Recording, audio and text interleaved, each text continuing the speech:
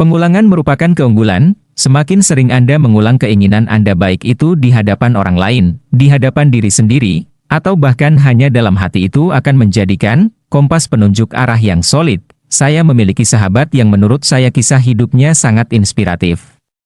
Berkali-kali saya meminta izin untuk mengungkap namanya dan jalan cerita hidupnya, tetapi dia tidak mengizinkannya, hingga akhirnya dia memperbolehkan saya untuk menulis ceritanya, asalkan tidak menulis namanya. Dia adalah contoh nyata pengulangan prosperity consciousness dalam pikiran. Dia bisa dikatakan lahir di dunia ini, tidak terlalu diharapkan oleh kedua orang tuanya, ibunya penjaga warung di wilayah Kenjeran, Surabaya, peranakan Cina, ayahnya pelaut Thailand yang sering lempar jangkar di Tanjung Perak. Singkat cerita, mereka pacaran, hamil, dan lahirlah anak ini dari bapak yang langsung meninggalkan mereka berdua tanpa pesan. Ibunya sudah cukup kesulitan menghidupi dirinya sendiri. Apalagi ditambah bayi mungil ini, akhirnya dia kerja serabutan.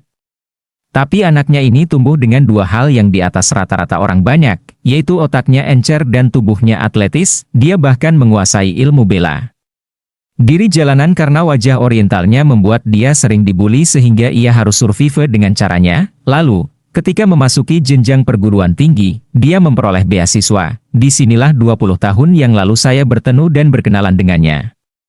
Dia mahasiswa yang pendiam, tetapi banyak tanya. Dia tinggal di asrama kampus. Itu saja yang saya tahu. Setelah lama tak bertemu, 5 tahun yang lalu kami tidak sengaja bertemu di Singapura. Saya sedang makan siang di hawker center favorit saya, Lau Pak Sat Festival Market. Saya terkejut dengan penampilannya yang rapi dan terlihat sukses. Anda pasti paham maksud saya. Bahwa orang terlihat sukses mungkin belum tentu sukses, tapi yang jelas, saya lihat kulitnya bersih, bajunya rapi, dan wajahnya berseri, pastinya hasil perawatan jangka panjang. Penampilannya bisa saja santai, tetapi siapapun bisa lihat bahwa pilihan busananya menunjukkan bahwa dia melek fashion dan lifestyle. Di sana kami bercerita panjang dan berdiskusi sampai sore, hingga akhirnya saya diantar ke hotel dengan mobil mewah 2 pintu. Sejak saat itu, kami selalu bertemu dan sempat beberapa kali bisnis bersama, walau ada yang harus tutup.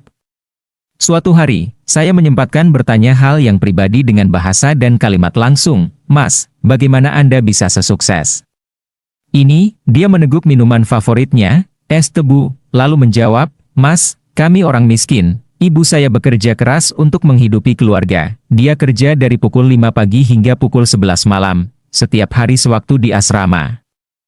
Diam-diam saya suka menyelinapkan dia di kamar, lalu dia tidur di tempat tidur dan saya tidur beralas tikar. Pukul 4 subuh, dia menyelinap keluar. Suatu hari, kami ketahuan dan kami diusir dari asrama. Kami merantau ke Singapura hingga saat ini, dan Mas tahu? Setiap malam, sejak di asrama itu, saya hanya bilang dalam pikiran saya harus kaya, saya harus sukses, saya harus bisa kasih kenyamanan untuk ibu saya yang makin renta dan sakit-sakitan. Di kepala saya tidak ada lagi yang lain, hanya kaya, kaya, kaya. Itu saja saya ulang-ulang. Saya tidak pacaran, saya main, saya baca, saya kerja sambilan, saya belajar silat. Semua di kepala hanya cara kaya dan kaya. Inilah yang membuat apapun yang datang ke saya. Saya anggap sebagai peluang hingga datang MMA, Mixed Martial Art, dalam kehidupan saya. Sebuah show bisnis yang membuat saya dapat ide membuat dojo, sasana, kompetisi dan acara TV yang sukses di Asia. Sebuah pasar bisnis hiburan yang bernilai 2 miliar dolar Amerika per tahunnya. Saya mungkin minoritas, tetapi saya founder. Penderitaan masa lalu tersebut membuat saya hanya berpikir kaya dan uang. Baru sekarang, setelah saya berdikari, saya buat yayasan amal buat anak-anak yang punya perjalanan hidup keras seperti saya. Saya berikan shelter dan masa depan buat mereka. Pesan saya ke semua anak cuma satu, fokus pada impian dan terus ulangi, pungkasnya.